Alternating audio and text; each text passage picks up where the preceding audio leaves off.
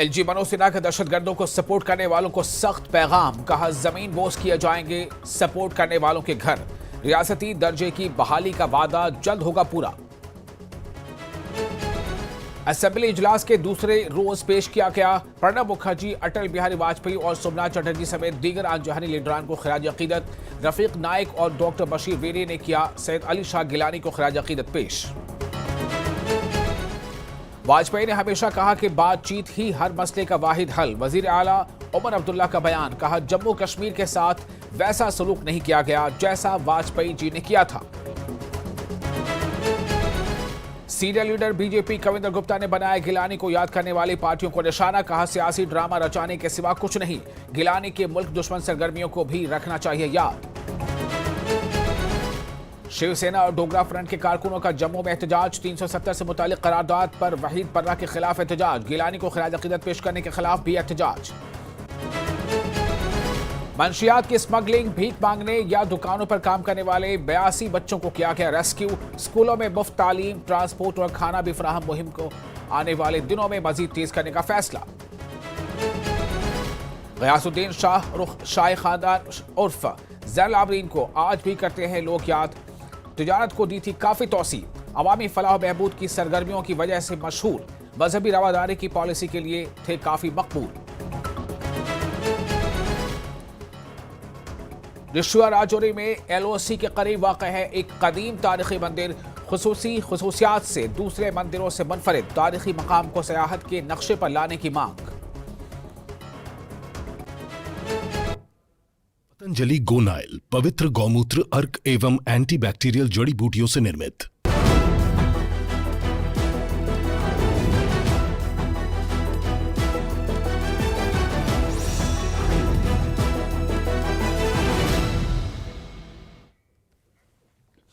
स्वागत है आपका न्यूज 18 में। मैं हूं विशाल और आप देख रहे हैं कश्मीर न्यूज। एलजी मनोज सिन्हा ने कहा है कि जम्मू कश्मीर के लोगों को जल्द ही रियासत का दर्जा वापस दिया जाएगा, जैसा कि वजीर आजम और वजीर दाखिला ने वादा किया था। वो डाक बंगला बारामूला में एक इज्तिमा से खिताब कर रहे थे। राब्ता अवाम के उन्वान से तकरीब का इनेकाद किया गया था। तकरीब में तमाम शोबे जिंदगी से ताल्लुक रखने वाले लोगों ने शिरकत की। एलजी ने कहा कि हुकूमत जम्मू कश्मीर की तरक्की के लिए अपनी पूरी कोशिशें कर रही है, लेकिन कुछ अनासर पाक स्पॉन्सर्ड दहशतगर्दी की मदद करके पूरे अमल को सबोताज करने की कोशिश कर रहे हैं। उन्होंने कहा कि हुकूमत उन दहशतगर्दों को खत्म करने के लिए तमाम तर कोशिशें कर रही है, लेकिन हमें मिलकर इन अनासर का मुकाबला करना है जो अंदर भी मौजूद हैं। उन्होंने कहा कि दहशतगर्दों को सपोर्ट करने वालों के घर जमीबोस किए जाएंगे।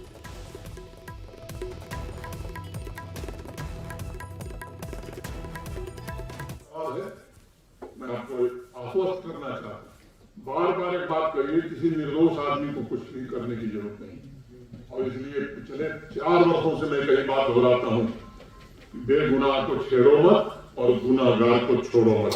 अगर कोई आतंकवादी को पैसा देगा तो उसका घर जमींदोज किया जाएगा, ये मैं खुल के कहना चाहता हूँ। इसमें कोई समझौता नहीं होता। जो लोग आम आदमी की जान ले लेते हैं, निर्भया आदमी की जान ले लेते हैं, उनके साथ कोई रियायत बरती जाए। और कुछ लोग बयान दे रहे हैं कि साहब बड़ा अत्याचार हो रहा है। ये अत्याचार नहीं है। मैं समझता हूं कि न्याय का यही सबसे बड़ा तकाजा है और ये न्याय हो रहा है और आगे भी ये न्याय होता रहेगा। इस स्टेटहुड का मुद्दा बड़ा चर्चा में है। जून को माननीय प्रधानमंत्री जी श्रीनगर में थे, इंटरनेशनल योगा डे पर। उस दिन भी उन्होंने एसके के सभागार से जम्मू कश्मीर के लोगों को संबोधित किया और ये बात कही 21 जून को विधानसभा के चुनाव भी जल्द होंगे और जम्मू कश्मीर को राज्य का दर्जा भी जरूर दिया जाएगा, जल्द दिया जाएगा। इसमें किसी को कोई प्रयास करने की जरूरत नहीं है। भारत सरकार का कमिटमेंट है, वो जरूर होगा। और असेंबली इजलास के दूसरे दिन ताज़ियाती रेफरेंस के दौरान साबिक सदर प्रणब मुखर्जी और साबिक वज़ीर आज़म अटल बिहारी वाजपेयी और साबिक स्पीकर सोमनाथ चटर्जी को याद किया गया। पीडीपी एमएलए त्राल रफीक नाइक और एमएलए बेजबिहाड़ा डॉक्टर बशीर वीरी ने अलहदगी पसंद लीडर सैयद अली शाह गिलानी को खिराज अकीदत पेश किया। मोहम्मद यूसुफ तारिगामी ने कहा कि इस फहरिस्त में सीताराम येचुरी का नाम शामिल नहीं है और इनकी खिदमात को कभी फरामोश नहीं किया जा सकता। स्पीकर ने कहा कि वो ऐसी शख्सियात के ताउन की तौसीक तौसीक करते हैं, लेकिन वो सिर्फ सदर, वजीर आजम और स्पीकर का जिक्र करने के पाबंद हैं। वजीर आला उमर अब्दुल्ला ने कहा कि इन्हें भारत रत्न अटल बिहारी वाजपेयी के साथ काम करने का एजाज हासिल है।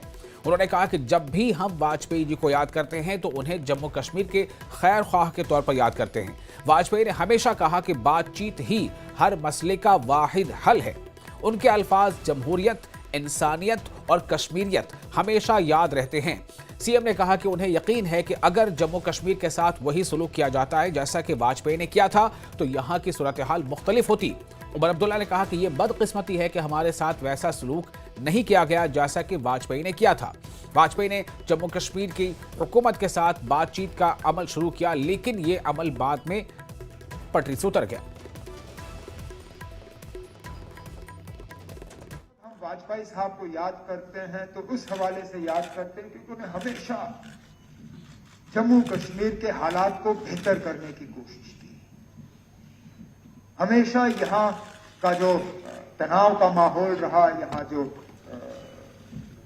वायलेंस रही, यहाँ जो हिंदुस्तान और पाकिस्तान को लेके जम्मू कश्मीर के मुतल्लिक रिश्ते खराब रहे, उनको हमेशा सुधारने की कोशिश की, उनको दुरुस्त करने की कोशिश की।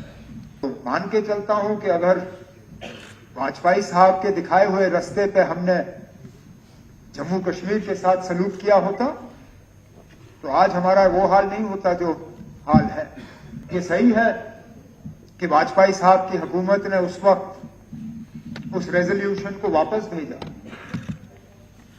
लेकिन शायद उसके बाद वाजपेयी साहब को इस बात का एहसास भी हुआ कि जल्दबाजी हुई और उन्होंने अपने काबिना के एक वजीर को फिर नॉमिनेट किया यहां की हुकूमत के साथ इस पे बातचीत और डायलॉग शुरू करने के लिए।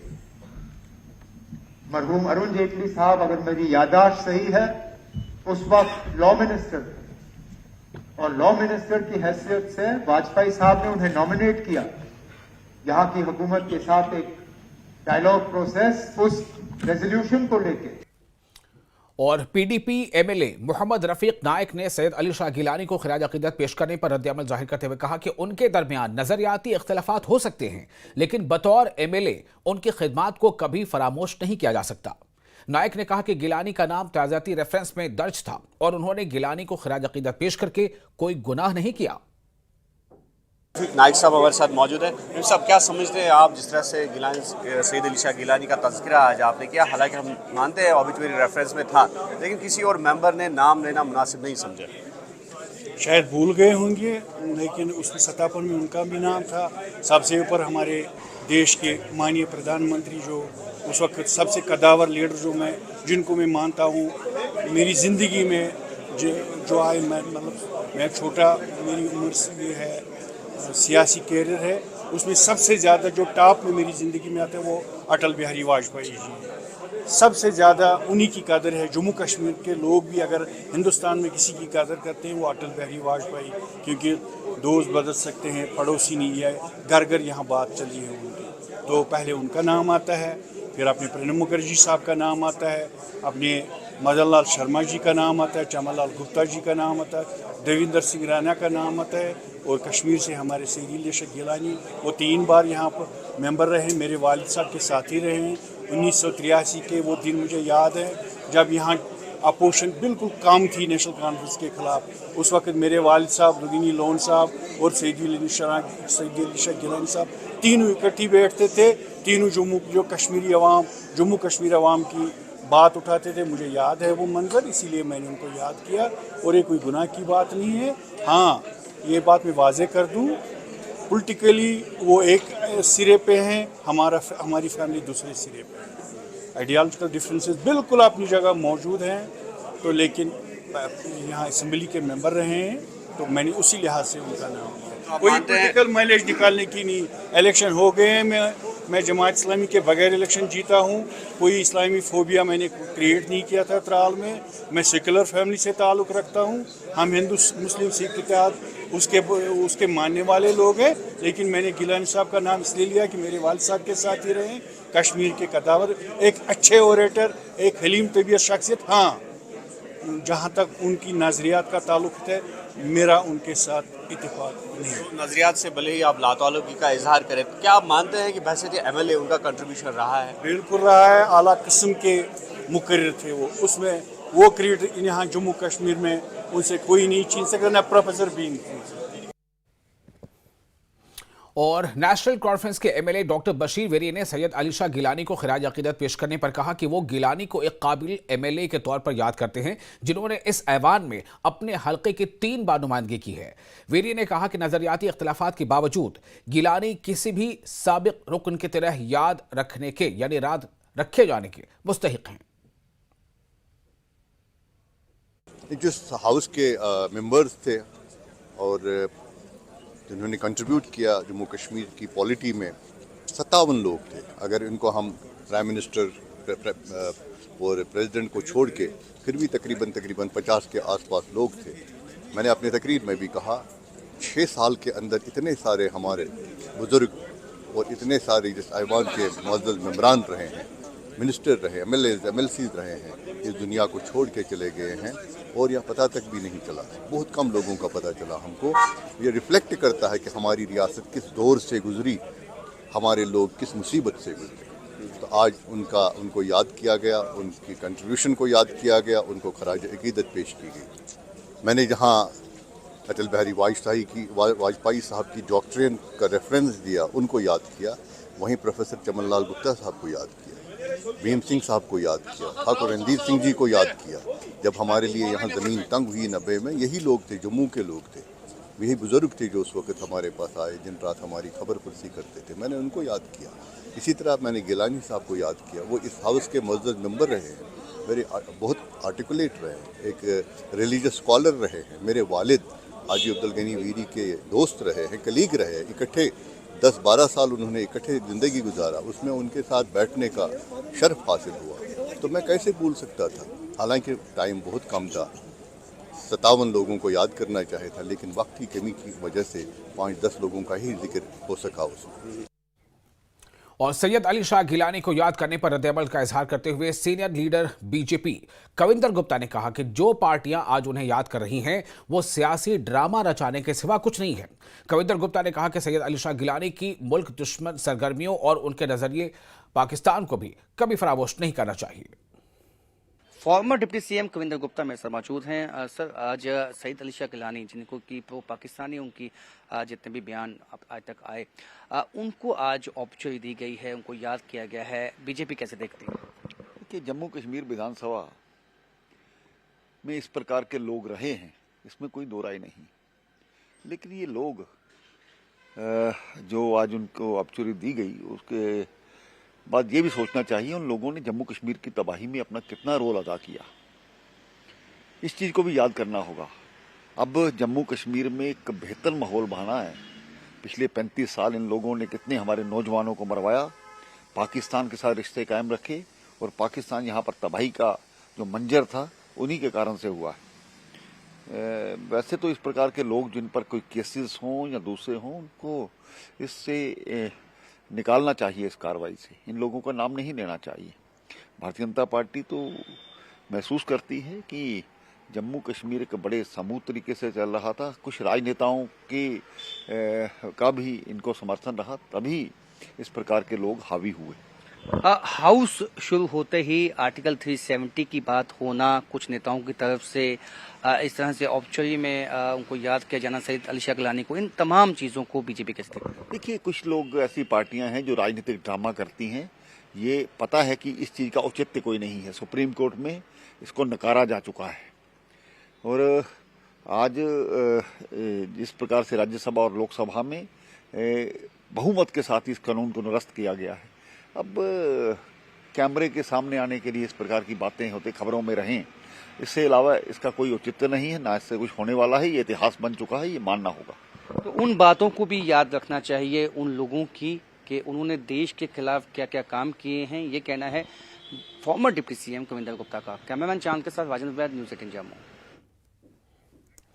और पीपल्स कॉन्फ्रेंस के नायब सदर अब्दुल गनी वकील ने कहा है कि जब वहीद पर्रा और सजाद गनी लोन ने आर्टिकल 370 का मसला उठाया तो नेशनल कॉन्फ्रेंस ये कहते हुए बैकफुट पर चली गई कि आज सेशन का पहला दिन है और इस तरह की बातें तारुफी इजलास के दौरान नहीं होनी चाहिए। उन्होंने कहा कि पार्लियामेंट में ओबिचुअरी सेशन के दौरान एनसी के रुकन पार्लियामेंट आगा सैयद रूहुल्लाह ने भी ऐसा ही किया था। पीडीपी के नुमाइंदे ने दफा 370 के बारे में रेजोल्यूशन पेश किया, बहुत अच्छा किया। और मैं हैरान हूं कि नेशनल कॉन्फ्रेंस इस पर बरहम क्यों हो गई, क्योंकि इसी तरह पार्लियामेंट में रूहुल्लाह साहब ने ओबिचुरी के वक्त कंडोलेंस स्पीकर को मुबारक देने के वक्त आर्टिकल 370 का इशू उठाया। उस वक्त तो नेशनल कॉन्फ्रेंस बरहम नहीं हुई, उस वक्त नेशनल कॉन्फ्रेंस ने रूहुल्लाह साहब की बड़ी तारीफ की।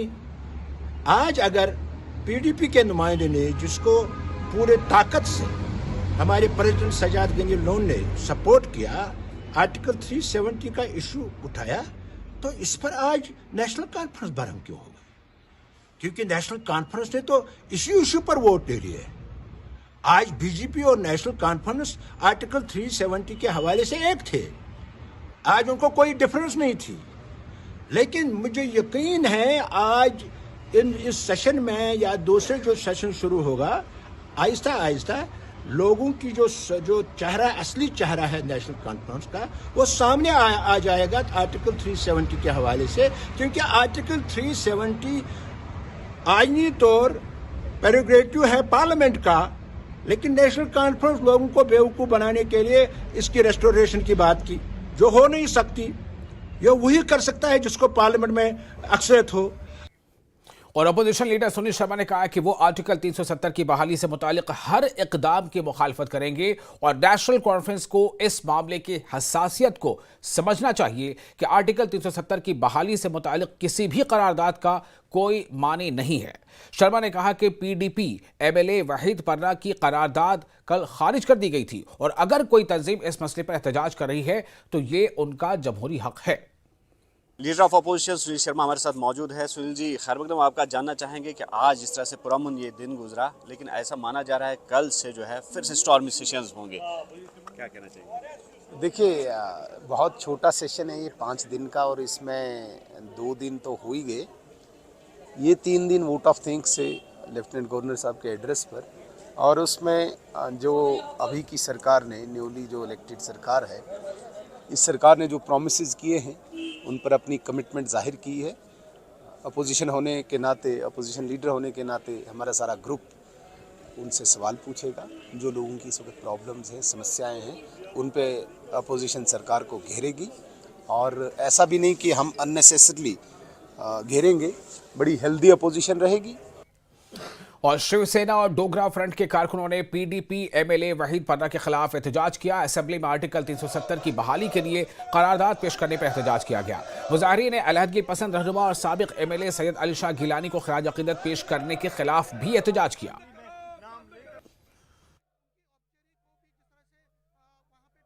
अगर सारा का सारा सत्तारूढ़ और विपक्ष एक दफा मिल जाता, जब तक पार्लियामेंट नहीं चाहे तब तक 370 नहीं आ सकती है। फिर कश्मीर की जनता को मूर्ख बनाने का प्रयास क्यों किया जा रहा है? ये सीधा एक फोटोग्राफी सेशन, जिसमें किस तरह से जो लोग सत्ता के अंदर बैठे उनको नीचे लगाने का प्रयास। उन्होंने भी 370 की मांग करी थी, उन्होंने भी कहा 370 वापस आएगा, लेकिन कैसे आएगा? सिर्फ राजनीति, जम्मू कश्मीर के अंदर मूर्ख बनाने का प्रयास और राजनीति। और ये जो बंदा, ये गिलानी, उग्रवादी पाकिस्तानी, जब इसको श्रद्धांजलि दे रहे थे तो मेरे जम्मू के लोग क्या कर रहे थे वहाँ? ये भी मेरा सबसे बड़ा प्रश्न है। लेकिन एक ही बात कहना चाहता हूँ, जम्मू कश्मीर के अंदर सिर्फ एक ट्रायल किया जा रहा है, लेबॉर्ट्री। पहले उन लोगों ने करी, अब कुछ और लोग लेबॉर्ट्री के अंदर बैठ करके कर रहे हैं। अगर तुमको ड्रामा नहीं करना, लड़ना है तो लड़ो ना यार, 12 सिलेंडर के लिए लड़ो ना, बिजली के लिए। जब श्रीमान उमर अब्दुल्ला जी ने कहा 200 यूनिट बिजली सबको मुफ्त। अब किसने आर्डर को बदला कि 200 यूनिट बिजली सिर्फ निम्न तबकों को दी जाएगी। इसका मतलब जो मोदी जी ने कहा प्रजातांत्रिक सरकार, अब कुछ फैसले सरकार को करने चाहिए। और एनसी-एमएलए अल्ताफ कुल्लू ने कहा है कि वो आने वाले दिनों में एक अच्छे असेंबली इजलास की उम्मीद कर रहे हैं। उन्हें उम्मीद है कि सेशन के हमवार काम में अपोजिशन अच्छा किरदार अदा करेगी। कुल्लू साहब क्या कहना चाहेंगे आज की ओबिचुअरी रेफरेंस जो पास की गई है? देखिए, आज 57 जो थे, जिसमें prime minister, president of India, prime minister और स्पीकर और बाकी जितने भी यहाँ पे ऑनरेबल एमपीज थे, एमएलएज थे, एमएलसीज थे, तो 2018 के बाद तो उसमें कई सारे बड़ी शख्सियतों का नाम आया जिसको आज खराज अकीदत पेश किया। तो हमने भी 2 मिनट की खामोशी की। अल्लाह ताला उनको जन्नत नसीब हो, उन सबको, और जो बाकी लोग हैं उनको स्वर्ग हो। तो यही आज तकरीब थी, बाकी कुछ खास। आज का सेशन पुरअमनी गुजरा, यकीनी तौर पर ओबिचुअरी रेफरेंसेस थी। तो कल का दिन अगर देखा जाएगा तो काफ़ी हंगामा हुआ, और जो एक्सपेक्टेड जो सेशंस है, सेशंस के जो दिन है, तो उसमें क्या आप एक्सपेक्ट करेंगे? जिस तरह से गवर्नर के एड्रेस पर भी खुतबे पर भी उस पर तबसरा होना है, उस पर बहस होनी है, तो क्या समझते हैं? देखिए, ये सिलसिला तो जारी है उधर से इधर से, लेकिन कल का जो हुआ वो बिजनेस रूल्स में नहीं था। कल गवर्नर्स का स्पीच था, वो सबसे अहम था। और नेशनल कॉन्फ्रेंस के एमएलए शमीमा फिरदौस ने कहा है कि लोगों को जम्मू कश्मीर की नई हुकूमत से बहुत ज़्यादा उम्मीदें हैं, तवक्कुआत हैं, और वो खुद को साबित करने की पूरी कोशिश करेंगी। उन्होंने कहा कि उन्हें उम्मीद है कि जारी असेंबली इजलास के बकिया दिन हर लिहाज से नतीजा खेज साबित होंगे। सब लोगों को श्रद्धांजलि खराज अकीदत पेश कर रहे थे, तो कोई स्कोप नहीं था आज के कोई यहाँ से वहाँ से शोरगुल हो। अब देखते हैं, इंशाल्लाह हम एक्सपेक्ट कर रहे हैं कि सारा कुछ स्मूथली चले, लेकिन दोनों साइड से हो सकता है यहाँ से कोई बात हो और गवर्नर साहब के जो एड्रेस है उस पर बात हो, और उन्होंने किस तरह से लिया होगा और हमने किस तरह से लिया होगा, उसको नेचुरली वो तो टेबल पे रखेंगे, बात करेंगे, उस पर डिस्कशन होगा। किसी को कोई बात गवारा नहीं होगी और कोई बात अपने दिल की बात रखेगा। कश्मीर के हालात के मतलब जो बात होगी वो होगी। कुछ लोग हैं वहाँ पे जो नहीं चाहते हैं, जो कश्मीर की जो पिछले 7 सालों से जो यहाँ पर परेशानियाँ हुई हैं, वो तो हम सामने लाएंगे, उसकी बात करेंगे। जो मुश्किलात थे, मसाइब थे, वो एक्सपेक्टेशंस हाई है लोगों की। हाँ, एग्जैक्टली, तभी तो, क्योंकि आज का जो इलेक्शन था और आज का वोट हमें सिर्फ नेशनल कॉन्फ्रेंस के वोट से ही नहीं आया। जो अवाम ने, सारे अवाम ने वो निकले और उन्होंने वोट दिया, तो इसलिए उनकी जो एक्सपेक्टेशन बहुत हाई है। उस पर काम करना, उस पर बात करनी है, बात करनी। किसी को गवारा हो, अगर ना गवार हो तो नेचुरली बात तो आगे बढ़ेगी। और फिलहाल एक छोटा सा ब्रेक लेंगे। ब्रेक के बाद खबरों का सिलसिला जारी रहेगा। बने रहें न्यूज़ 18 के साथ। मैं हूं विशाल।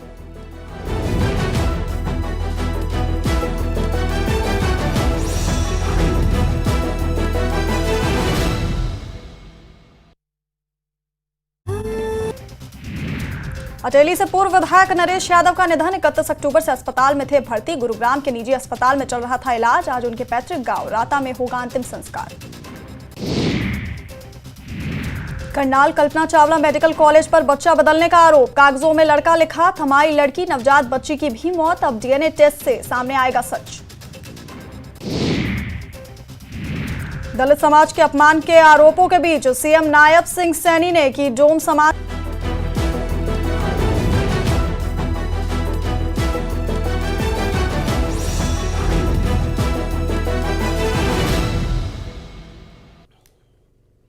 ब्रेक के बाद एक बार फिर आपका स्वागत है न्यूज़ 18 पर। आप देख रहे हैं कश्मीर न्यूज़। मैं हूं विशाल। गंदोह गिवारी के मकाम पर एक हादसा पेश आया। मोहम्मद यासीन स्कूटी पर सवार था, ड्राइव कंट्रोल खो बैठा और स्कूटी गहरी खाई में गिर गई। इसके नतीजे में एक शख्स की मौत हो गई। गंदोह बलिसा के लोग तमाम सड़कों पर क्रैश बैरियर्स लगाए जाने का मुतालबा कर रहे हैं। क्रैश बैरियर्स लगाने से मुतालिक अदालत की साबका हिदायत के पेश नज़र ये मुतालबा खास तौर पर फौरी तवज्जो तलब है। और जहां रिक्वायरमेंट है क्रैश बैरियर की, जैसे ये मोड़ था तो यहाँ बहुत जरूरी था, अगर क्रैश बैरियर होता तो आज इस नौजवान की जान नहीं जाती। क्रैश बैरियर लगाए हैं डिपार्टमेंट ने, बहुत सारे क्रैश बैरियर्स लगे हैं इस रोड पे, लेकिन जिस जगह जरूरत थी उस जगह पे नहीं लगे हैं। ये कारण क्या है? कहीं भी जाओ सड़कों में आज जितनी भी हमारी जो PMGSY की यहाँ इलाकों के अंदर सड़कें डंपिंग यार्ड में तब्दील हो गई हैं। जहां रोड है भी वहां डंपिंग यार्ड बना दिया है। हम एडमिनिस्ट्रेशन से ये कहना चाहते हैं, ये मांग करना चाहते हैं कि इस रोड को क्लियर किया जाए। यहाँ पर सेफ्टी के बारे में जो भी प्रिकॉशंस होते हैं सरकार की तरफ से वो लिए जाए, और इनको कुछ अगर एडमिनिस्ट्रेशन की तरफ से इमदाद का हो, बहुत ही गरीब एक शख्स था ये, तो इसको थोड़ा सा इमदाद भी अगर की जाए गवर्नमेंट की तरफ से तो बहुत अच्छा। सर देखिए, जहाँ तक रोड का सवाल है, क्रैश बैरियर जहाँ से लगाने चाहिए थे वहाँ से लगाए गए नहीं। अब देखिए, वहाँ से अगर लगाए होते इस एरिया से जहाँ पे लगाने के लिए मतलब लगाने की जरूरत थी वहाँ पे नहीं लगाए। लोगों ने जिसकी अप्रोच चली वहाँ पे अपनी अपनी खेतों की बाड़बंदी कर दी। जहाँ पे लगाने की जरूरत थी वहाँ पे नहीं लगाया गया। अगर यहाँ से होते, यहाँ से देखिए आगे मकान जो है वहाँ तक होता, जहाँ पे डेंजर एरिया है, स्लाइडिंग एरिया है। और देखिए सर पीछे जो है यहाँ पे कम से कम 2-3 साल से ये मसला है, इसको कोई उठाने के लिए राजी नहीं है। ऐसी जैसी 3-4 जगहें हैं जहाँ पे गाड़ी जो है फिक्स निकलती है। अगर दूसरी साइड से कोई गाड़ी आती है तो आगे से अगर कोई दूसरा बंदा आया तो उसको निकलना मुश्किल हो जाता है। और शालदरबंद त्राल में जमीन मालिकान ने खामोश एहतजाज किया। उन्होंने महकमा जल शक्ति को IR बनाने के लिए जमीन फराहम की थी। उन्होंने बताया कि 15 साल कबल उन्होंने महकमे को जमीन फराहम की और उनके साथ जमीन के बदले नौकरियां फराहम करने का वादा किया गया था। एहतजाजियों ने कहा कि आज तक इन्हें मुलाजमत नहीं मिली। इन्होंने आज IR पर ताला चढ़ाया। इन्होंने बताया कि जब तक इनके मसले हल नहीं किए जाएंगे वो किसी भी इलाके को पीने का पानी फराहम नहीं करने देंगे। जांच कर रहे हैं जल शक्ति और PHE डिपार्टमेंट के खिलाफ, क्योंकि जो इन्होंने 2013 में यहाँ गए थे, ये 3-4 गाँवों में गए थे ज़मीन लेने, लेकिन इनको कहीं ज़मीन नहीं मिली। फिर ये शालदरबंद आए और हमने मिलजुल के ये फैसला किया। हम 14 ज़मींदार थे यहाँ पे, हमने इनको ये ज़मीन दी। 14 कनाल ये ज़मीन, ये कोई मामूली बात नहीं, ये 14 कनाल ज़मीन है। और इन्होंने हमारे साथ वादे किए कि आप 14 कनाल दो, हम 14 के बजाय आपको 14 नौकरियाँ देंगे, परमिट नौकरियाँ।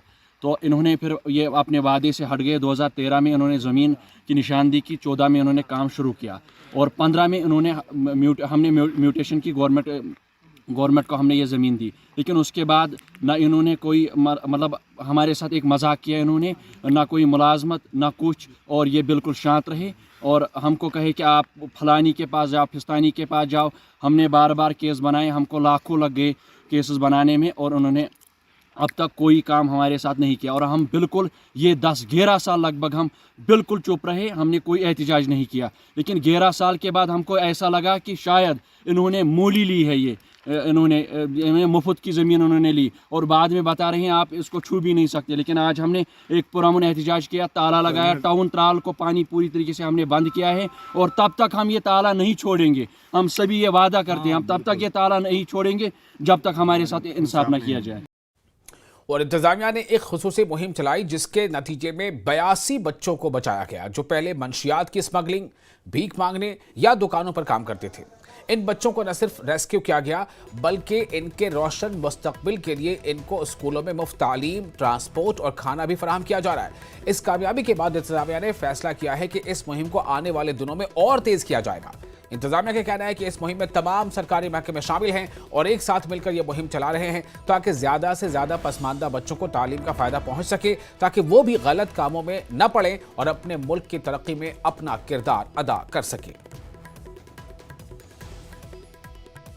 आज से कुछ महीने पहले ये जो बच्चे आप देख पा रहे होंगे, ये आपको जम्मू के विभिन्न चौराहों पे और गली कूचों में कई जगह भीख मांगते हुए, कई जगह ये लेबर करते हुए, यहाँ की यानी कि किसी दुकानों में काम करते हुए या ड्रग ट्रैफिकिंग का काम करते हुए पाए जाते थे। लेकिन आज इन बच्चों का भविष्य बदल चुका है और इसके पीछे जो कोशिश है वो एडमिनिस्ट्रेशन की है। आज इन बच्चों को स्कूलों तक पहुंचाया गया है जहां पे इनको फ्री एजुकेशन, फ्री खाना जो है वो दिया जाता है। और कोशिश ये है कि समाज के वो बच्चे जो कि पहले बिल्कुल ही कहीं ना कहीं पढ़ाई से वंचित थे, उन वंचित बच्चों को जो कहीं ना कहीं समाज के बीच में उनका हिस्सा बनाना है। आज ये बच्चे भी पढ़ के डॉक्टर बनना चाहते हैं, इंजीनियर बनना चाहते हैं। इनसे जानेंगे पहले और अब में क्या बदलाव आया है। पहले आप क्या करते थे? सर पहले सड़कों पे भीख मांगते थे और गलत कामों में पड़े थे। अभी पढ़ने में अच्छा लगता है हमें। आप यहाँ पे सब इकट्ठे पहुँचे हो, इकट्ठे पढ़ाई कर रहे हो, पहले और अब में क्या बदलाव आपको लगता है अपने आप में? सर अभी हमारे में बहुत बदलाव आया। पहले गंदे बुरे कामों में थे और गंदे रहते थे, नहाते भी जल्दी नहीं थे। अभी मैम ने बोला कि रोज़ नहा के स्कूल में आना है, तो नहाने भी रोज़ लगे। तो हमारे में बहुत सारे बदलाव लग रहे हैं हमें।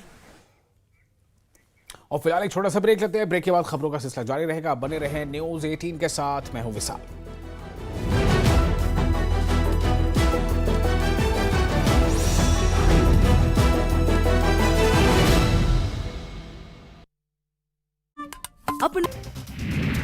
अटेली से पूर्व विधायक नरेश यादव का निधन। 31 अक्टूबर से अस्पताल में थे भर्ती। गुरुग्राम के निजी अस्पताल में चल रहा था इलाज। आज उनके पैतृक गांव राता में होगा अंतिम संस्कार।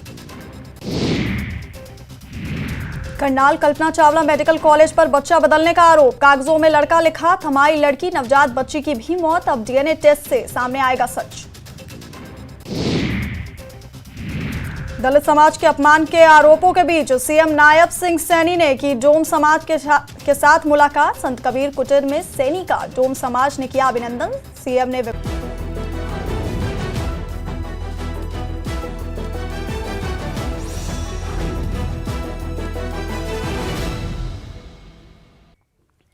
और बांडीपुरा के पानार खुले मोहल्ले के प्राइमरी स्कूल में एक उस्ताद की जानिब से मुबैना तौर पर चौथी जमात के एक तालिब इल्म की मारपीट करने और इसकी एक आंख जख्मी करने के मामले में कार्रवाई शुरू की गई है।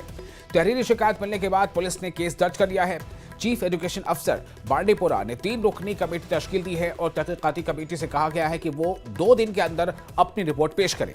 इस वाक़े के बाद सीईओ बांडीपुरा ने सूरत हाल का जायजा लेने के लिए स्कूल का दौरा किया।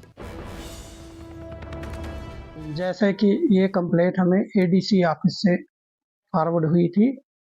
इन मीन टाइम जब हमारे पास कंप्लेंट पहुंची तो हमने एक इंक्वायरी कमेटी कॉन्स्टिट्यूट की, headed by principal higher secondary school Hajan, और ये इंक्वायरी वो कंडक्ट करके हमें रिपोर्ट सबमिट करेंगे। ये टाइम फ्रेम हमने इसको कम से कम 2 दिन दिया है ताकि वो 2-3 दिन में अपनी ये जो इंक्वायरी रिपोर्ट है वो सबमिट करेंगे। हाँ, स्कूल इस वक्त प्रॉपरली फंक्शन कर रहा है। वहाँ पे ये जो हमारा जिसके अगेंस्ट कंप्लेंट है, इसके अलावा और भी 2 टीचर हैं और हमारा जो स्कूल है वो प्रॉपर फंक्शन कर रहा है प्रॉपरली।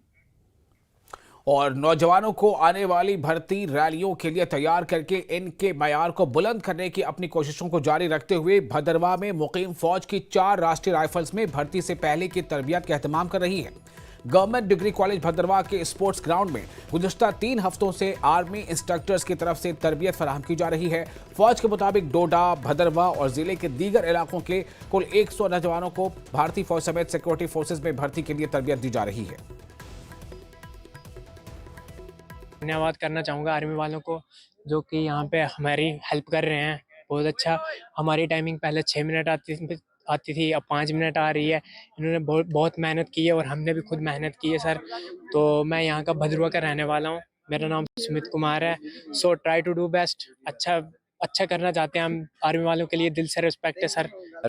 यहाँ पे 4RR की तरफ से हमें ट्रेनिंग मिल रही थी, तो ये ट्रेनिंग बहुत अच्छी जा रही है सर। यहाँ पे हम पहले कम मिनट लाते थे, तो आज हम एक्चुअली में सर हम आज अच्छी इसमें आ रहे हैं सर। दौड़ने में हम एक्सीलेंट मार रहे हैं सर और बहुत अच्छी ट्रेनिंग दे रहे हैं सर हमारे ये आर्मी भाई। तो मैं देश की सेवा करना चाहता था सर और मैं आगे भी देश की सेवा करूँगा। मुझे बहुत शौक था सर आर्मी में जाने का, बचपन से शौक था सर। टीए रिक्रूटमेंट आ रही है, उसके लिए हमें बेहतरीन तैयारी करवा रहे हैं, अपना बहुत ही समय हमें दे रहे हैं सर। तो इसलिए सर इधर हम आते हैं सर। अब बहुत ही यूथ है जो यहाँ पर रोज़ प्रैक्टिस के लिए आता है सर। 20-25 दिन से कंटिन्यू हमें यहाँ पर प्रैक्टिस करवा रहे हैं सर। तो हम बहुत ही शुक्रगुजार हैं सर। सेना में आने का शौक है सर, इसलिए सर मोटिवेट भी करते हैं हमें सब लोग इधर 4RR के जितने भी भारतीय सेना के सर हमारे स्टाफ है 4RR का सर, मोटिवेट करता है यूथ को। आओ आप रिक्रूटमेंट देखो, प्री रिक्रूटमेंट में आओ। और गयासुद्दीन शाहरुख शाही खान को उर्फ आम में ज़ैनुल आबिदीन के नाम से जाना जाता है। वो सल्तनत कश्मीर के 9वें सुल्तान थे। उन्होंने पहले 1418 से 19 और बाद में 1420 से 70 तक हुकूमत की। इन्हें बुढ़ शाह या अजीम बादशाह और बट शाह या हिंदू बादशाह भी कहा जाता था। इनके दौर हुकूमत के पहले 35 साल जो नाराज ने राज तरंगिनी तोतिया में बयान किए हैं। इनके बाद के सालों को इनके शागिर्द श्रीवाला ने राज तरंगिनी तोतिया में बयान किया है। ज़ैनुल आबिदीन के इक़्तिदार की नस्फ सदी के दौरान कश्मीर ने एक मुस्तहकम मईशत का लुत्फ उठाया। इसकी वजह से तजारती तोसी हुई, मुख्तलिफ ममालिक में सिफारती मिशन भेजे गए और तजारत को बढ़ाया गया। इससे श्रीनगर और अनंतनाग के मरकजी बाजारों में इजाफा हुआ। तालीम और सकाफत के साथ साथ शायरी जैसी अदबी रिवायात को इनके दौर हुकूमत में बढ़ाया गया।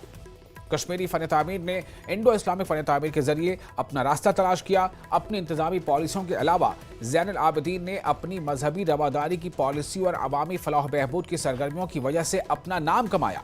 इन्होंने कश्मीर के हिंदुओं के लिए जिज़िया ख़त्म कर दिया। अगरचे वो एक मुसलमान हुक्मरान था, मगर उन्होंने गाय के ज़बिया पर पाबंदी लगा दी। उन्होंने संस्कृत ज़बान और अदब को लिबरल सरपरस्ती दी।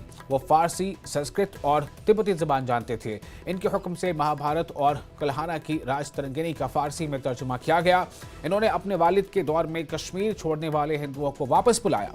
इन्होंने हिंदुओं को अपने मंदिर बनाने और धर्मशास्त्रों के मुताबिक पर्सनल लॉ पर अमल करने की इजाज़त दी। इन्होंने जहर के जरिए गाय को मारने से रोका और गाय का गोश्त खाने के बारे में कुछ ज़ाब्ते पास किए। ये ज़रीफ साहब, ज़ैनुल आबिदीन का जो ये पूरा कॉन्सेप्ट है, ये क्या था? जहाँ तक ज़ैनुल आबिदीन का ताल्लुक़ है, ये शामिरी सुल्तानों में समझ लीजिए जैसा चमकता हुआ तारा था। इसके वालिद साहब जो थे सिकंदर बुतशिकन जिसको कहते हैं, उसके बाद जब इसने अपनी जगह संभाली शहनशाहियत की, तो उसने जो उसका वातावरण रहा है, मतलब सबों को अपने साथ मिलाने का, वो इसका अलग ढंग रहा है। इस लिहाज से उसको बादशाह कहते हैं ज़ैनुल आबिदीन। उसने रीड की थी यहाँ की नफ्सियात जो थी, और ये ख़ुते कश्मीर जो है ये ऋषियों का मस्कन है, ये ऋषियों का मस्कन रह चुका है। यहाँ जो मतलब 5,500 साल की जो रिटन हिस्ट्री है हमारी, उसमें 4,000 साल हम हिंदू रह चुके हैं। उसके बाद जब हम कन्वर्ट हुए, बुद्धिस्ट बने, 800 साल हम बुद्धिस्ट रहे। उसके बाद हम मुसलमान बने।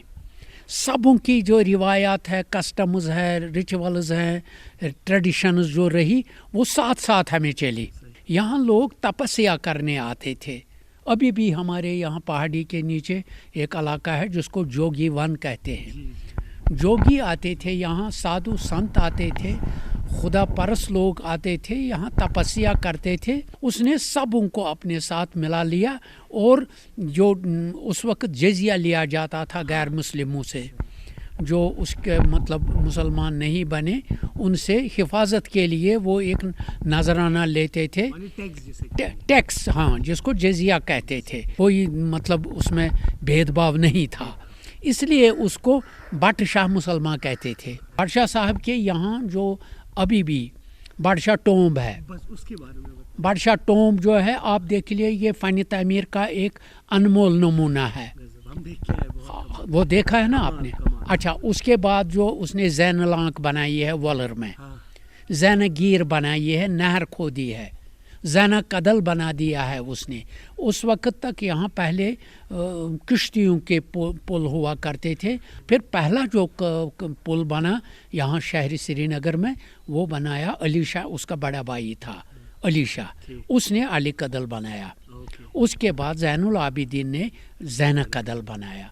तो बादशाह जो है आज तक हर किसी के ज़बान पर है। यहाँ रेडों पर लोग जो मजदूरी करते थे, माल साल लादा करते थे, उस पर एक जगह से दूसरी जगह ले जाया करते थे। वो जब खींचते थे ना उस रेडे को, वो कहते थे उसमें भी बादशाह पादशाह, बादशाह पादशाह। और अपने उस 50 साल की ज़िंदगी जो बादशाह साहब की हुई, वो तो कश्मीर का एक रोशन बाब रह चुका है। और लाइन ऑफ कंट्रोल के करीब राजौरी जिले में वाक़े ऋषिह गांव में एक कदीम तारीखी मंदिर मौजूद है, जिसका ताल्लुक पुराने मजहबी और सकाफती तारीख से है। ये मंदिर ऋषिवा या ऋषिहा के नाम से मशहूर है और इसका जिक्र शिव पुराण में भी किया गया है। तकरीबन 900 साल कदीम इस मंदिर की तामीर और इसकी खुसूसियात इसे दूसरे मंदिरों से अलग करती हैं।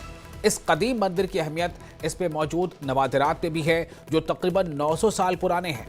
मंदिर के दरवाजे पत्थर से बने हैं और इनके आसमानी झरोके भी पत्थर के बने हुए हैं, जो इसके तारीखी विरसे को मजीद अहमियत देते हैं। लोग जिला इंतजामिया से यह दरख्वास्त कर रहे हैं कि इस तारीखी मकाम को सियाहत के नक्शे पर शामिल किया जाए। इस मंदिर में मां भद्रकाली ने आके विश्राम किया। अब आप देख सकते हैं कि इस मंदिर में जो मूर्तियां हैं वो बहुत ही प्राचीन दिखने में लग रही हैं। इनकी जो बनावट है और जो यहाँ पे कलाकृतियां हमें देखने को मिलती हैं वो भी कहते हैं कि वो बहुत प्राचीन है देखने में। प्राचीन काल से इस मंदिर का इतिहास जुड़ा है। शिव पुराण में भी वर्णन मिलता है। लगभग 800 साल पहले बाबा लक्ष्मण गिरी जी महाराज जी यहाँ आए थे, उन्होंने इस मंदिर को जागृत किया था। उसके बाद इस मंदिर की मान्यता और बढ़ गई। अगर हम देखें इस मंदिर की चित्रकार थे, उन्होंने ऐसी चित्रकारी की कि पूरे भारतवर्ष में ऐसी चित्रकारी देखने को नहीं मिलेगी। तो मैं पूरे भारतवर्ष के लोगों को जो बताना चाहता हूँ कि जम्मू कश्मीर में ये हमारा बॉर्डर डिस्ट्रिक्ट है राजौरी, और बॉर्डर डिस्ट्रिक्ट के बिल्कुल नज़दीक ही हमारा ये माता भद्रकाली और इनके सामने ही वीरभद्र जी का स्थान है। राजौरी जिला की सीमा पर स्थित ये मंदिर है और कई 100 साल पुराना मंदिर हमारे इतिहास को दोहराता है। न्यूज़ 18 के लिए राजौरी के रशवा से शक्ति शर्मा। और महकमा ज़राअत की जानिब से पापुर में ख्वातीन के लिए एक जानकारी कैंप का इनेकाद किया गया। इसका मकसद ख्वातीन काश्तकारों की ज़राई तरीक़ों खुसूसन किचन गार्डनिंग और सब्जियों की काश्त की साइंसी तरीक़े, आला पैदावार और मयारी बीजों के इस्तेमाल और मिट्टी की सेहत के इंतज़ाम की तकनीकों के बारे में तालीम देना था।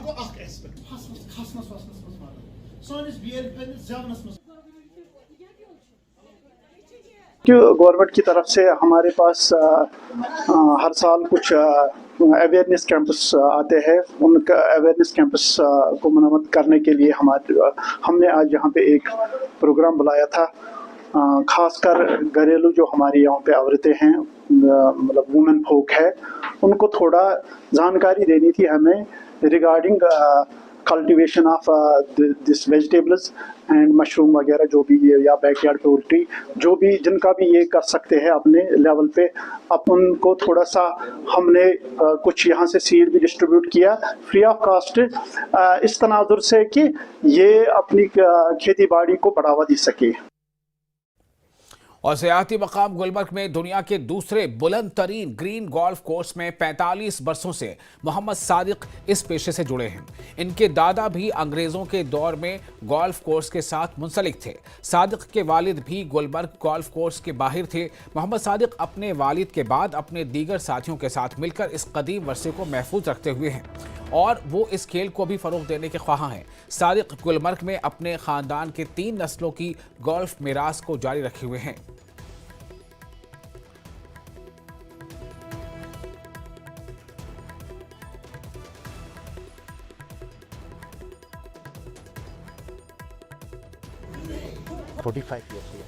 ये चला रहा हूँ, अल्लाह का शुक्र है सर। करीब मैं 10 साल का था जब मैं अपने पिताजी से के साथ यहाँ आया था। वो भी यहाँ के गोल्फ के चैम्पियन थे।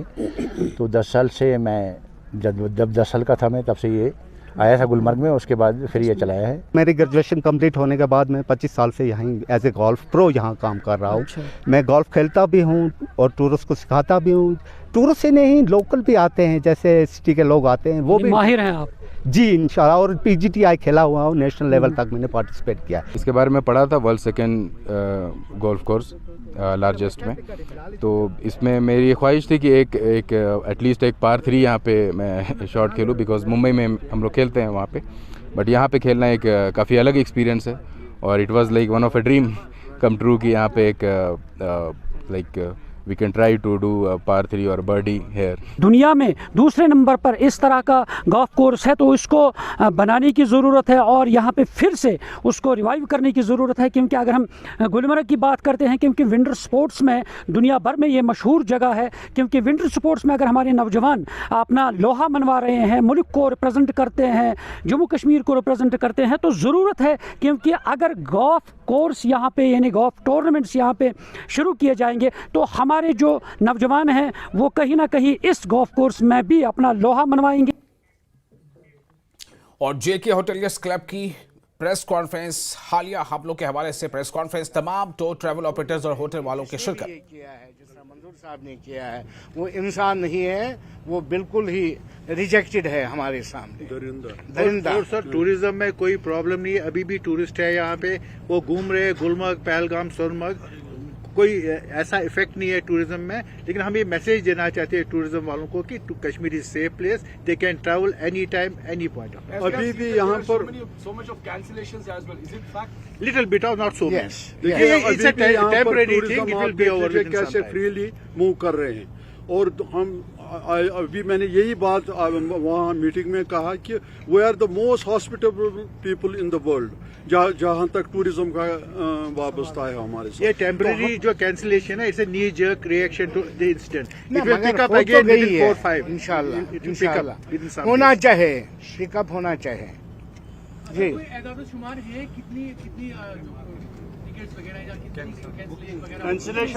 कैंसिलेशन नेचुरली जो भी सुनेगा तो नेचुरली कोई रिस्क में तो जाना नहीं चाहता है ना, नो डाउट कैंसिलेशन हो गई है, मगर क्यों हो गई? वो 10 ही क्यों ना हुए, 100 क्यों ना हुआ? तो नहीं होना चाहिए, नहीं होना चाहिए। थैंक यू, बहुत बहुत शुक्रिया। पहले चाय पी लीजिए इधर, फिर निकल जाइए। और फिलहाल एक छोटा सा ब्रेक लेते हैं, ब्रेक के बाद हम फिर हाजिर होंगे, तब तक आप भी चाय की चुस्की ले लीजिए।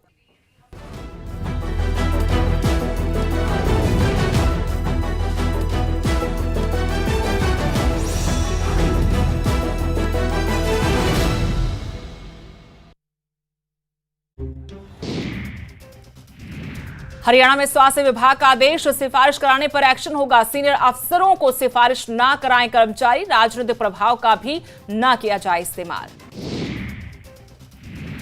पर्यावरण प्रदूषण के मुद्दे पर सोमवार को सुप्रीम कोर्ट में हुई सुनवाई। कोर्ट ने पंजाब और हरियाणा राज्यों से पूछा, दोनों राज्य सरकार बताएं कि पिछले 10 दिनों में पराली जलाने की कितनी घटनाएं हुई हैं।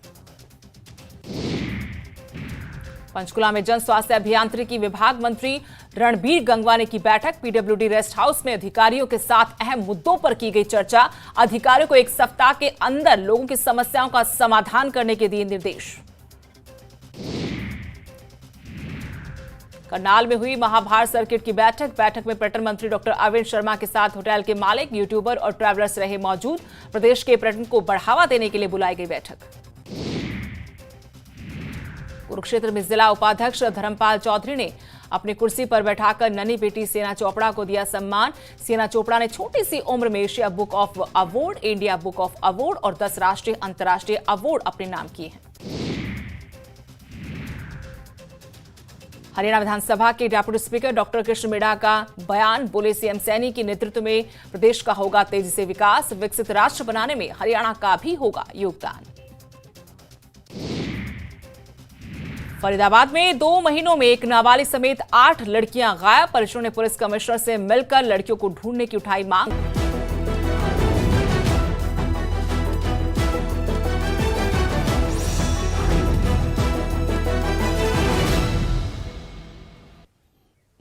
ब्रेक के बाद एक बार फिर आपका स्वागत है न्यूज 18 में। आप देख रहे हैं कश्मीर न्यूज, मैं हूं विशाल। सुंबल सोनावारी के सिविल सोसाइटी के अरकान ने पीडीडी के एग्जीक्यूटिव इंजीनियर सुंबल को इजाफी चार्ज देने पर तशवीश का इजहार किया है।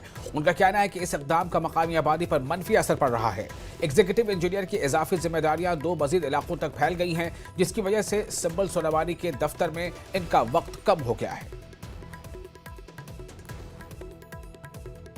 सबसे बड़ी बात यह है कि आज हमारी यहाँ अपनी जमहूरी हुकूमत भी है, तो हम बड़े उम्मीद गो है कि आज ये हमारा मसला हल होगा।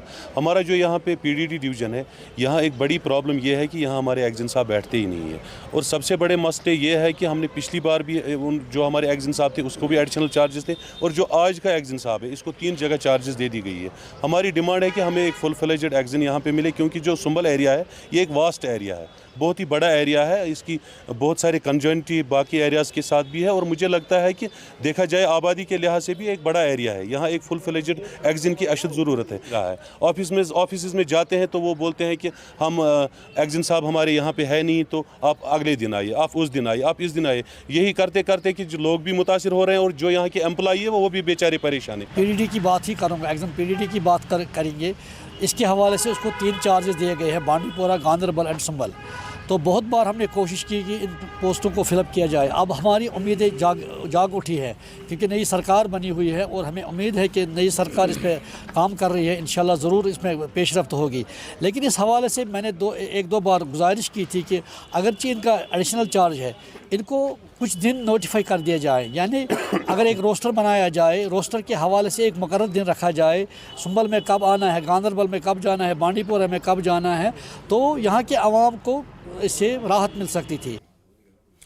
और उधमपुर रियासी में बदनवानी के खिलाफ ACB ने अवामी खिदमात में शफाफियत यानी ट्रांसपेरेंसी और ईमानदारी को फ़रोग देने के लिए एक अहम वर्कशॉप का इनेकाद किया। मुख्तलिफ सतहों के इंजीनियर्स जैसे superintendent engineers, executive engineers, assistant executive engineers और जूनियर इंजीनियर्स और दीगर मातहत अमला शामिल रहा। वर्कशॉप का मकसद अवामी बुनियादी ढांचे के मनसूबों में एहतियाती तदाबीर, अखलाकी बयानात और बदनवानी के खिलाफ इक़दाम की समझ बढ़ाना रहा है। और देखते हैं कि अगर कुछ अवेयरनेस के प्रोग्राम होते हैं और इस बार खासकर जो ये वीक है सरदार वल्लभ भाई पटेल के जन्मदिन की मुनासबत से ये प्रोग्राम ऑर्गेनाइज होता है, तो इसमें हमारा जो मकसद है मेन वो ये होता है कि गवर्नमेंट एम्प्लॉइज़ जो हैं उनको अवेयर किया जाए कि एंटी करप्शन लॉज क्या हैं और उनको क्या क्या जो है वो अपने आप में चेंजेस लानी हैं। क्योंकि इस बार जो विजिलेंस का प्रोग्राम है हमारे डायरेक्टर साहब ने जो है इसको एक स्पेशल तरीके से डिज़ाइन किया है। खास फोकस जो है वो इंजीनियर्स पे है, क्योंकि इंजीनियर्स जो हैं वो सोसाइटी में डेवलपमेंट के कामों में बैकबोन का रोल प्ले करते हैं और इनके खिलाफ कंप्लेंट्स भी आती हैं। तो बजाय कंप्लेंट्स के हम क्यों ना इन्हीं को अवेयर करें, इन्हीं को बताएं कि कहाँ कहाँ पे इनसे कमज़ोरियाँ और कमियाँ रह जाती हैं। और इसके लिए जैसे आपने देखा DC साहब के तावन से मेरे साथ समयाल साहब हैं, इन्होंने तावन करके यहाँ पे काफ़ी अच्छी गैदरिंग है। और ऑनलाइन भी हमारे साथ डिफरेंट डिस्ट्रिक्ट हेडक्वार्टर जिसमें रजौरी है और उसके बाद जम्मू है, डोडा है, अनंतनाग है, बडगाम है, वो लोग भी जुड़े हुए हैं। और हम इन सब को ये अवेयरनेस दे रहे हैं कि वो आइंदा अपनी वर्किंग में क्या चेंजेस लाएँ जिससे हमारे मुल्क में तरक्की हो और हमारे मुल्क में जो पैसा लोगों की डेवलपमेंट के लिए है वो सही जगह पे लगे। मुद्दा है वो इंजीनियरिंग विंग को और बेहतर तरीके से जिसको कहेंगे अवगत कराना कि उनको क्या क्या चीज़ों का ध्यान रखना चाहिए जब वो कोई भी वर्क टेंडर करते हैं टू एग्जीक्यूट करते हैं। उसके साथ उन्होंने एक प्रेजेंटेशन भी की, प्रेजेंटेशन के साथ एक डॉक्यूमेंट्री भी चलाई कि क्या क्या चीज़ें ACB की कॉग्निजेंस में करप्ट एक्टिविटीज़ आती हैं। इन वीक्स का, इन इवेंट्स का एक ही मुद्दा है और वो मुद्दा ये है कि लोग अपना काम सरकारी मुलाजिम ईमानदारी से करें। और लोगों से भी मेरी ये रिक्वेस्ट रहेगी कि जब वो अपना काम करवाने आएँ तो वो इंश्योर करें कि वो किसी भी तरीके का कोई भी प्रलोभन किसी को भी ना दें। अगर पैसे लेने वाला चोर है तो पैसे देने वाला भी चोर है। अगर आपका काम किसी ज़ाती वजह से कोई व्यक्ति नहीं करता है तो आपके पास डिफरेंट चैनल्स हैं, आपके पास डिस्ट्रिक्ट की अथॉरिटीज़ हैं, आपके पास ACB की अथॉरिटीज़ हैं। आप उन सब लोगों से शिकायत कर सकते हैं। मैं एश्योर करूंगा कि अगर कोई आदमी किसी जाति वजह से या पैसे के प्रलोभन में कोई भी काम रोक रहा है तो उसके खिलाफ कार्रवाई की जाए। हम सब इन इवेंट से यही सीखते हैं और इसको हमें अपने जीवन में, अपने कार्यशैली में इम्प्लीमेंट भी करना चाहिए। और जम्मू कश्मीर हुकूमत ने बैक टू द विलेज के नाम से एक प्रोग्राम के जरिए निचली सतह पर लोगों तक पहुंचने के लिए एक पुरजोश पहल शुरू की। पिछले 5 सालों के दौरान इस प्रोग्राम को 3 मरहलों में लागू किया गया। इसके तहत देही इलाकों में रहने वाले आम लोग मुख्तलिफ तरक्याती मंसूबों से काफ़ी मुतमईन हैं। इनका कहना है कि सेहत के बुनियादी ढांचे, सड़कों, तालीमी इंफ्रास्ट्रक्चर को बेहतर बनाने पर सबसे ज़्यादा जोर दिया गया है। वो उम्मीद करते हैं कि नई हुकूमत मुस्तकबिल में भी इस इक़दाम को जारी रखेगी। ये जो बैक टू विलेज प्रोग्राम है, जिस तरह हमने पैसेंजर शर्ट दिखाया, आपने पार्क की बात की, आप सड़कें बनी है, कितना फ़ायदा उससे हुआ है? हाँ, देखिए ऐसा है कि बैक टू विलेज सरकार ने 3-4 किस्म के विलेज बैक टू विलेज कार्यक्रम चलाए हैं। बैक टू विलेज में क्षेत्र के लोगों ने और सरपंच साहब ने सरकार को बड़े सारे प्रोजेक्ट्स पे बात रखी उनके आगे और सरकार ने सहयोग भी किया है। देखिए कि हमारे अभी भोरकेम क्षेत्र में ही गवर्नमेंट हायर सेकेंडरी स्कूल के पास एक बड़े पैसेंजर शेड का निर्माण सरकार के द्वारा हुआ है। RDD डिपार्टमेंट ने इस पैसेंजर शेड को बड़े बेहतरीन तरीके से बनाया है। जम्मू में बहुत कुछ बदला है। बैक टू विलेज सरकार का एक अच्छा कदम है। अभी और भी कुछ करने की डिमांड्स लोगों की है और सरकार से ज़रूरत भी है लोगों की। यहाँ के मिनी स्टेडियम का निर्माण कार्य करवाया है। क्षेत्र में 10 करोड़ रुपए की भागे बोर गार्डन का भी निर्माण हुआ है। आसपास के और जम्मू के खित के जो भी लोग हैं वो आकर के भागे बोर पार्क में आनंद लेते हैं। स्कूली बच्चे भी हैं, अगर उनको भी यहाँ से कहीं अगर बुक्स वगैरह कोई भी किसी कार्यक्रम के लिए जाना होता है वो इस पैसेंजर शेड से वेट करके अपनी गाड़ी का वेट कर सकते हैं। जी, जब से हमारे सरपंच साहब बने हैं अवतार सिंह, इन्होंने बहुत ही एरिया में डेवलपमेंट करवाई है। जैसे पैसेंजर शेड का इन्होंने बोला है, पैसेंजर शेड की बहुत ज़रूरत थी। तो बच्चे बारिश में गिले होते थे, जो पैसेंजर के लिए वेट करते थे, गाड़ी का इंतजार करते थे, वो भी बारिश में धूप में भी होते थे। तो जब से पैसेंजर शेड बहुत आनंद लेते हैं लोग, स्कूल के बच्चे हैं।